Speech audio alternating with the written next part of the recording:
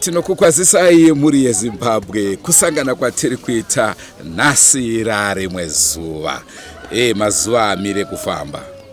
Mazuva anongoramba achifamba zuva nezuva. Vazhinji vari kundibvunza kuti ko Soko varipi, Chera varipi. Vana Soko muchavaona, vachauya havo, but pari zvino vakamira kurenewiwa kwemacontracts avo munogona kuvaona vachiendera mberi, asi kakufa kwemujoni kamba haivharwi. Naizvozvo ndinasamanyanga. Munondona seiko naishumba. Ndakanzwa kuti makarambana naVachira. Hatina kurambana. Imi muri bo asi hatina kurambana naJera. Tiri paseparation. Hapana vacancy, hapana ndikande maCV. Imbogara ari padhuze. Ngagare mberere. Rakuzita ndinonzi Domboshava. Chera ndofunga kana muri kundiona muri kunzwa maCV akutokandwa ayo. Ngiyalibingelela muri yeZimbabwe. Namhlanje ngihamba lo shumba lapha sisemukweni village. Mina igama nginguThadiwa Nashe Kutama uMandlovu special. Mandlovu. Aiwa tinokuchingamidza eMandlovu ku Drewmas media so that we are going to take people together to another level. Now yatafambira mune ino nzvimbo zuva ranhasi munotondera paya tichikupai nhau tiri kunzvimbo yeMhondoro. KuMhondoro tichiburitsa nyaya yaTezvara neMuroora. Nhasi almost the opposite. Zvineka kufanana. Nhasi MUKUWASHA naAmbuya. Alright. Kukhanya civil zinengi izigigaba eziyenzakalayo lapha esesiphila khona. Kuthiwa eMhondoro bekungumamazala lo mkhwenyana. Kathesi bekungumkhwenyana lo mamazala. Tezvara neMuroora. Alright. Ubabazala lomalukazana. Okay, kathesi khanya ngani sokuyi vice versa. Sokungumamazala lo mkhwenyana. Kuhamba njani kathi? Sokudaleka inkinga bani emhlabeni sesiphila kuwo? Yes. Nawo iripo ka tasvika zvichinzi amaoko emapurisa. Saka naizvozvo ndofunga tichangotaura hedu nevavakidzani uyezve tanzwa naSabhuku kuti dare richange ririko. Muswedara aiwa hatishaiki. Alright, angeke siswelakale vela angeke siswelakale.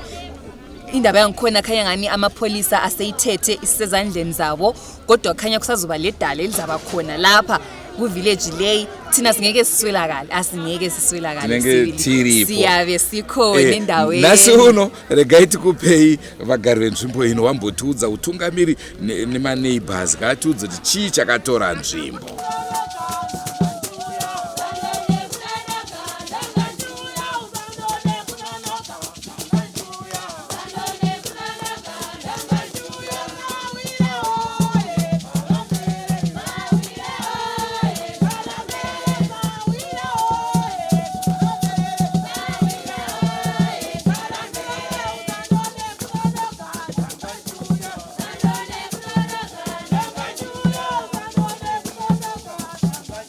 Ndinonzi Wamai Ali.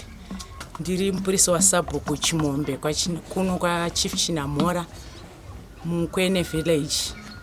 Chine nyaya yakaitika ndichanyasotondera hangu tonga uri musi upi. Asi yakaitika mamba kuedza musi wachoyo. Ndakangoti ibveyo kunonamata semupostori. Ndinogarisana nemugarisaniwo. Ndichimuka ndakanzwa kuseri kwemba mubathroom munogezerwa mane hondo. Murume nemukadzi vakutorwa. Asi pachiitiko ichocho pane kufungidzirwa kwokuti kwangu nemunhu anga achidanana. Saka mukadzi uya akanditi ndakamuka ndikaona pawindo. Ndobva ati ndaona murume wangu ati ndapinda mutoilet ndaona mune munhu. Saka ndadzoka bva harara. Saka zvaitaidza kuti vanhu vanga panana appointment. Ndopa akazowana kuti nguva yawo yavaionana mazwese yasvika bva aenda kutoilet.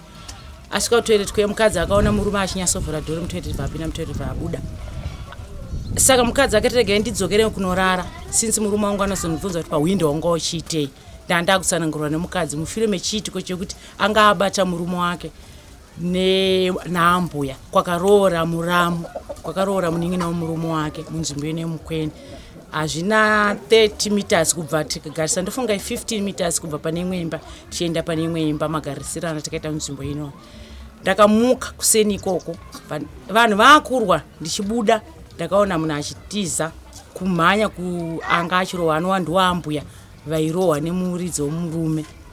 So murume womuridzi womukadzi akabva amuka akasina kupfeka, akapfeka shoti, akangoti amai Ashton chii chaitika. Amai Ashton ndobva vati ndabata amai Trevor nababa Ashton mubathroom.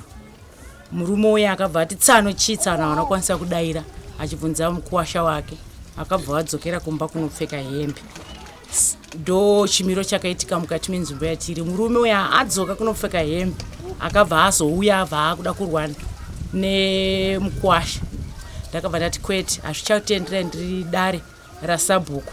Saka nyaya inoitika ndeyekuti hazvichakwanisa kuti murwe nekuti ini ndapo semupurisa wasabhuku. Saka chindimirirai, inyaya yamaoko enoti ini ndiri mupurisa wasabhuku. Saka nyaya inenge yamaoko yaachimombe kuti mushirovana imi hazvichagona, mune matora mutemo kuisa maoko enyu. Atezvara vakandinzwisisa. Panguva yatakatanga kutsvaga mukadzi hatina kwanisa kumuwana mukadzi anga atiza. Anzodzi yemukadzi yakauya, ndobva yati ndoda kuwana umbowo. Saka community yakabva yatanga kushora kuti wada kuwana umbowo hwerudzi usiku huno, nekuti nguva yanga iri kuma 5 o'clock pazvakaitika izvi. Anzodzi komana yakaenda kunotsvaga, saka bathroom iri ndere tent rakabva rabvaruka. Vana shamba vachakuradzai pa bathroom racho rakabva rabvaruka, pairatidza ndo patiza nemunhu anga atiza. Anzodzi komana yakabva yaratidzwa nemukasha kuti muda kuroona umbowo chii, umbowo ndini nebathroom. Vaibvunza mukadzi womuridzi womurume, vakabva vaenda kunotarisa. Ina hangu handira kuda kunotarisa nekuti ndakaona kuti hazvibatsire, umbowo wataiwana iye mukadzi akanga asiri. So murume akanditiwo ada kunorwa zvakara kwaatezvara, uda kutera mukadzi wake kwaatezvara. Ndakati kubodo hamukwanisi kuenda kumba kunotora mukadzi kumba kwaatezvara, nechikonzero kuti inini ndamupurisa wasabhuku pakati penyaya. Ndatiwa neumbowo, imi hamusiri mabata munhu, imi mabatirwa nemukadzi. So there's no need yekuti muchienda kumba kwaatezvara kunotora mukadzi wenyu. Saka mukadzi yakabva vatanga kurwa, murume akabva anobata mukadzi wake, atora vangoti mukadzi wangu rongedza uite sei uende. Pandiri kutaura izvozvo mukadzi uyu ari kumba kwababa wake kwahanzvadzi komana kumusha haasi kuenda, asi munharaunda imwe chete matinogara atitore futi 50 meters kuenda pamba pahanzvadzi yake ndo paari izvozvi. Saka ndo chimiro chatinacho mukati menzvimbo ine mukwene mudunhu rachief Chinamhora, ndo chiitiko chakaitika.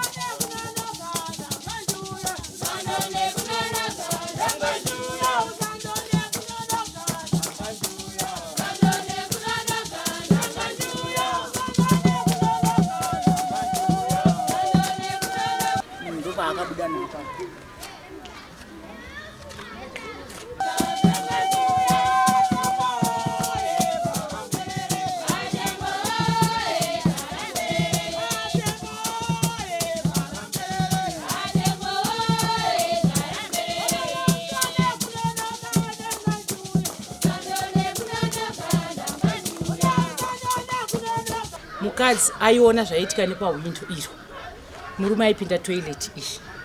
Saka mukadzi aitora advantage yekuti mazuva ega ega aishakwanisa kugezera mutoilet ipi, mubathroom iyi. Saka ndo pakazoita kuti mukadzi azomuka asuspecta murume wake, achizoona uri mukati mebathroom iroro, autora advantage yekunge apinda mutoilet, then iye anga ane appointment nemunhu kuti vaizoonana pai mubathroom. Ndo zvakaitika. Saka mukadzi ari kuti pandakaona time yemurume wangu, saka ndakazobuda ndisina boots ndichitera. Saka murume murefu akakurudza kuona mukadzi wake, vaada kukavha mukadzi anga ari mubathroom, vaamira padhoo murume vaadzoka. Saka panguva yekurwisana mukadzi akazowana chance, asi akatorohwa mukadzi iyo, zvokuti nyaya yacho ikutaurwa ndikuita iri kumapurisa. ndochimiro chakaitika. Mukadzi akarohwa ndeupi? Akabatwa Ambuya ndo vakarohwa. Oho. Ndo vakarohwa ndo then vakanoripota kumapurisa. Ndo vakanoripota. Ndo vakanoripota kumapurisa izvozvo kuti ndakarohwa. Saka nyaya iri kumapurisa takamirira mapurisa kuti auye uye sabhuku yedu wanga akati takamirira kuripota kusaidhi remukadzi kati saidhi rana remurume. Saka pari zvino pavanga akati kana tweaks dzapera pasina report since Ambuya nemukuwasha vadanana nyaya inozotorwa kuenda kumatanho nemuridzi wenzvimbo zvichita kuti nyaya inenge mumaoko yachinamhora yakwamambo. Ndozvanhu zvakamirirwa tichimirirawo kuti mapurisa ari kuti kudi since pane hwana anga kanoripota kumapurisa ndopapa paakabva.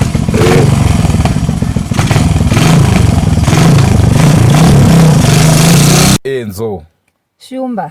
Muri kuona kamukomana ari kutiitira noise nemudhudhudhu uyu mhuri yeZimbabwe ndiye wacho akabatwa aina Ambuya. Alright, khanya ujaha lo ongenayo lapha esibangela umsindo ngomdududu wakhe. Khanya nguye ujaha owabanjwayo lo mamazala. Uya nedudu bike ndiye murume wacho akabatwa naAmbuya. Ndiye akanga akarara naAmbuya. Ndiye anga akarara naAmbuya. Ambuya wacho waigara apa. Ndopamusha pawo mubhabha ndomunoshandira murume wawo vachigara ipapa ndochimiro chakaitika. Soroi tikungokumbirisa munzvimbo muno vabereki. Ini ndinodhakiwa ndomwa doro. Vanhu vasingamwe doro ndovakuita zvinhu zvinochisa takutorambidzwa kumwa doro. Tinomwa tinogara nevarume vakawanda vakasiyana siyana.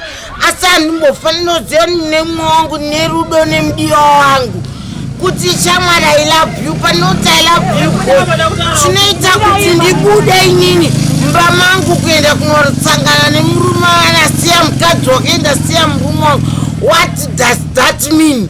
Zvinorevei pamusoro yevabereki kuvana tinozovadzidzisiyana ngokuti kwemimi maiita sei achiona uchiita izvi.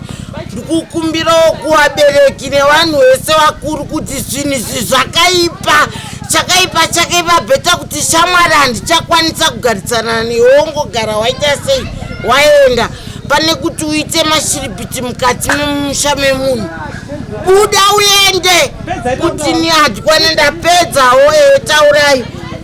Chinhu chinonetsa chinhu wani chekuti isusu titorewa mashirikazi munomu tinotodawo varume but vanhu vane varume wakusiya varume wavo mudzimba vachiita zvavanenge vachiita isi titoriwani kuti totodawo kuti titombovaonawo varume ivavo.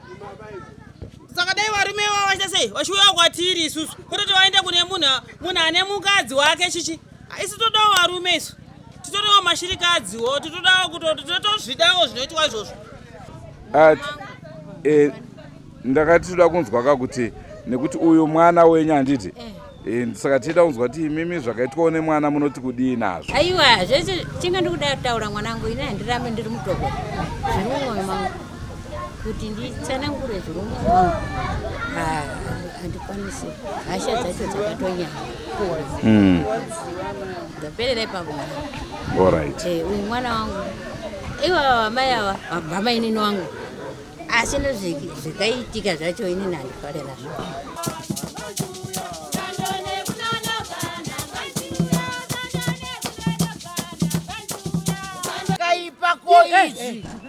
Koizi nanga kwapindira nyaya yekuti vanhu vanyengani.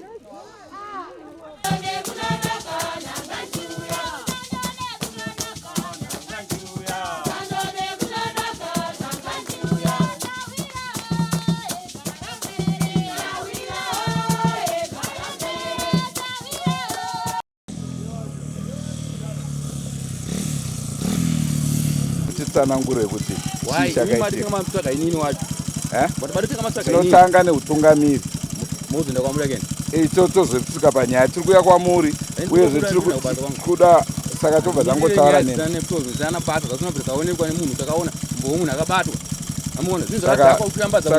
saka motitaura chii chakaitika. Aiwa wakatoda kutaura nemutitsananguri.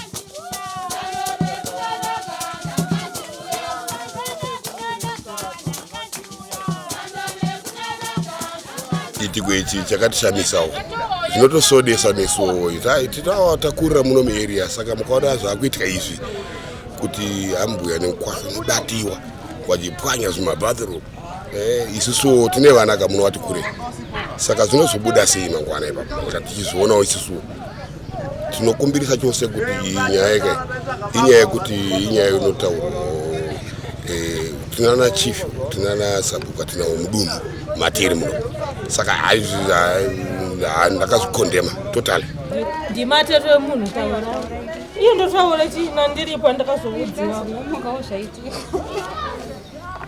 taura henyu inini ndandisipo ndakatozongetowo zvekunzwa kuti ndozvaitika kuti vakabuda makuseni mumafomba maomo vachipinda muchinjauzi ndopa vakasangana nemukuwasha muchinjauzi imomo ndobva mukadzi wacho ndobva adongorerani pahwindo ndobva ona vanhu vese vapinda vai muchinjauzi ndopa akabudawo ndobva anovabatwa vari muchinjauzi imomo pavakabatwa ngoma itorira here kana kuti tisingazoziva kuti mukadzi wacho ndiane umbo wakakwana kuti maonero akazviita akaona vanhu vachiita sei ndiari kutoziva isusu takazongoitawo zvedu zvekungonzwawo zvedu kuti ndo zvaita sei zvaitika saka mukadzi wacho danga aripo ndiane chokwadi chakasara chiitiko chakadai so imimi sevanhu vechikuru ndeipo advice yamungade kupawo vamwe isusu maonero atinongozviita zvitongori nani imba yacho nanga itongopera nekuti vanhu vatombofa vakasiyana nekuti vabatiwa ende vari kutongogara munharaunda imwe chete vanongoramba vachingoonana saka zvitongori naniwo murume angoti aiwa memwana fambai munoita mabasa enyu muri kumusha kwenyu advice yamunodawo kupa zvinonyadzisa MUKUWASHA wakabatwa naye MUKUWASHA murume watete wavo murume watete hanzvadzi yemurume MUKUWASHA saka zvinongonyadzisa saka zviite kuti vachinjane atete nemuroora vochinjana murume azvibude saka zviri ava murume ngaangotsiko chepakati ngasiyane nazvo vakadza vapedza anowana mumwe wekuroora nekuti vanhu vafa vakaramba anotaura chokwadi vakatombodanana vachigara muarea imwe chete havafa vakarambana asi zvamuri kuona kamhuri yeZimbabwe iyi ndiyo imba inogara mudzimai murume achigarawo imba iri panext apo vavakidzani uyezve ihama nehama ndofunga manzwa kutsanangurwa kwaitwa ukama hwacho kuti hwakamira sei naizvozvo zvinhu zvinonetsa nyaya dzerudo idzi dzagara dzinonetsa mukatarisa nhau dzese dzatiri kuburitsa mhuri yeZimbabwe zuva nezuva mukanzwa unzi ningi azvisungirira nyaya dzerudo ningi anwa poison nyaya dzerudo ningi abayiwa nebanga akafa inyaya dzerudo munotondera nhau yatakakupai iya yekumhondoro yekutanga takakupai yemudzimai akabaya murume wake nebanga tingati akauraya murume wake nebanga abvunzwa pamusoro pemaWhatsApp messages munotondera zvakare tichikupai nhau yekumhondoro ikoko zvakare zvakaoma yababa vakapondwa tingati chikomba chakapondwa chiri ku next door zvakare inyaya dzerudo zvichireva kuti patinoti takagara mudzimba dzedu tiri kudanana hatisi kudanana asi tiri kudanana newepanext ndofunga ndinotondera ndiri mwana mudiki shuga yekubaka inonaka nhasi uno ndakura shuga yacho iripo hapana kana anotomboda kana kuidya inotoora yatorohwayo nemasvosve irimo zvinoitika izvozvo kurarama upenyu uhu mhuri yeZimbabwe ndicho chirongwa chatakupai ndofunga mamuona murume anga achivava achiti muri kudini makamera achiti ndiye wacho iye naambuya hasha dzedze ndedzokuti nyaya ita sei ipera atazvijaira zvavanhu vanoda kutirova taneta nazvo zviriko yes ulaka lwangikhona desinika lona yazi bekungathi uzasidla esiginye sibili siphele sibili lapha emhlabeni singabonakali kodwa hayi sesikujwayele sesihlangane labantu abanjalo endaweni eziningi. Zvinowanika chose. Asika dai vanhu vasingakudzi havo hasha asi vachikudza kukosha kweukama. Zvakadaro zvisaitike nekuti mvura kuti isanaye ndio matambudziko atinosangana nawo erudzi irwoko. Ende yiwo kanye ama problem esihlangana lawo kakhulu ayenza ukuthi umhlaba usiguqukele sigcina sesizibuza ukuthi kathi sohamba kanjani kodwa thina yithi esebe siqalile izinto zangikhona khathi uhamba kanjani ukuthi abantu bengaqhakathekisa ubuhlobo. Ayazi indaba zangikhona zibuhlungu kakhulu. Kunzima sibili hayi. Zimbi indaba. Hayi shwakawoma. Naizo enzo CV yenyu ndatambira. Application yenyu ndatambira. Alright. Ndichambonofunga. Nezvazvo. Hayi tora inguva yenyu shumba. Ndiripo akona kwandinoenda ndakatogarira izvozvo ngikhona. Sekwadzise muri Zimbabwe tinokurudzira kusubscribe ku Drewmas Media. Drewmas Media taking you to another level. Goodbye my friends. Goodbye my friends. Wakamboonana tichazoonana nerimwe zuva hama dzangu. Goodbye my friends. Goodbye my friends. Wakamboonana tichazoonana nerimwe zuva hama dzangu. Ini ndokwenda kubasa kwangu. Iwe makiwe mkaranga.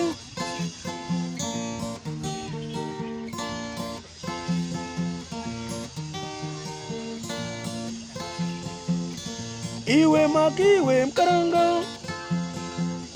Iwe makiwe mkaranga.